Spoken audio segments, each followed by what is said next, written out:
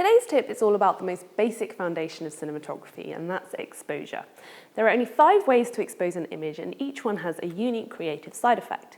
Of course, there are already loads of resources you can use to learn how to expose an image, but I've never really found one that I felt was simple and straightforward as it could be. So we're going to run through the 5 pillars of exposure and try to do it in a way that's memorable, visual, and punchy. The first way to expose your image is to use your aperture.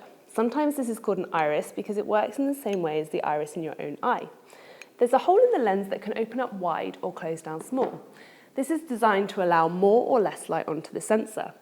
Obviously, with a bigger hole, the image is a lot brighter, but if we adjust the brightness of our light to keep the exposure constant, you'll see that something else very important is happening. Images captured with a large aperture have a much shallower depth of field compared to images captured with a small aperture.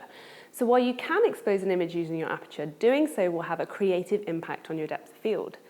But what if you want to keep control of your depth of field? What else could you do? The next option is your shutter speed. The shutter speed controls the amount of time that each frame in your video is being exposed. If your frame is being exposed for longer, more light collects onto the sensor and you get a brighter image. Conversely, a faster shutter allows less light to reach the sensor, resulting in a darker image. This is fairly obvious, but again, if we keep the exposure the same using our light, we'll see another creative side effect starting to happen. A fast shutter speed freezes the motion in each frame, creating a very crisp image that can look quite staccato when played back. A slower shutter speed allows elements in the frame to move during exposure of an image, creating what we call motion blur. The difficulty with using shutter speed to control exposure is that the effect of reduced motion blur quickly becomes very obvious to your audience. So much so that in film, shutter speed is used exclusively for creative reasons as opposed to exposure. Some great examples of this are seen in the opening battles of Gladiator and Saving Private Ryan. You can see here in Gladiator an alternating of fast and slow shutter speed simulates the adrenaline of a physical battle and contrasts with an almost drunken battle weariness. One common misconception is that frame rate or slow motion can somehow affect your exposure, but that's actually not true. Slow motion filming only creates a darker image because you usually choose a much faster shutter to match the faster frame rate. The third way you can expose your image is by manipulating the sensitivity of your film stock, or the ISO of your digital sensor. Increasing the ISO is very similar to turning up the volume on an audio amplifier. It will increase the signal, but it will also increase the amount of noise mixed in there too. In video, this is what we call digital noise, whereas in film, it's referred to as grain. If we keep the exposure the same using our light and gradually increase the ISO, you can see the noise increasing, especially in the midtones and the shadows of an image. So exposure can be controlled with ISO, but the creative side effect is noise or grain. The fourth thing you can use to control your exposure is a filter, specifically an ND or neutral density filter. Think of an ND filter almost like sunglasses for your camera. This is a piece of glass that can screw or slot onto the front of your camera, and sometimes they're even built into the camera body. New variable ND filters even allow you to use one filter to gradually reduce the exposure of an image. So, what is the creative impact of using an ND filter? Well, there isn't one. As long as the quality of your ND filter is high enough, there is theoretically no creative impact upon the image. This is very important because it means you can use your aperture, your shutter, and your ISO creatively to achieve the image you want. And then, as long as you have enough light, you can achieve correct exposure using an ND filter.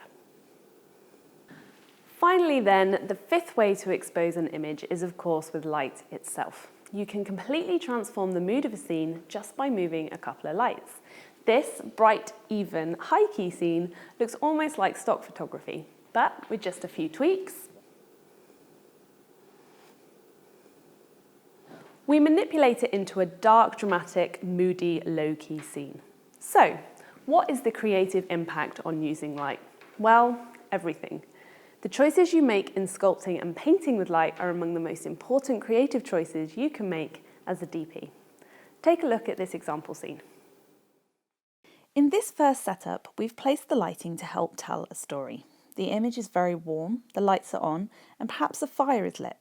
This man has come in from the cold with a bottle of wine, and it looks like he might be heading upstairs to his wife. But now we're going to change the mood of the image, but we're not going to change much. The costume, the pose, the camera angle and the lens will all remain constant. And all we're going to do is change the position and the colour of the lights to create a very different mood. So now it's dark. He's entering the house, but he hasn't switched on the lights. Why? Is that thing in his hand a bottle of wine? Because now it almost looks like it could be a knife or a gun. And notice the hard shadow on the wall. It almost looks like Nosferatu.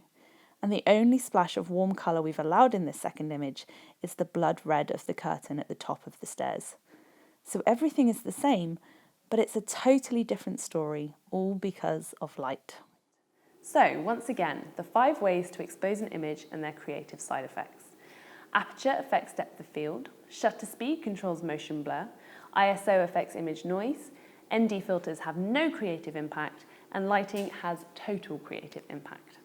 Choose which elements you want to have creative control over, and then use the remaining factors to correctly expose your image. So hopefully that's made things nice and clear. For more in-depth tutorials, check out our other free videos on our channel and pick up my new hour-long lighting masterclass with the link below.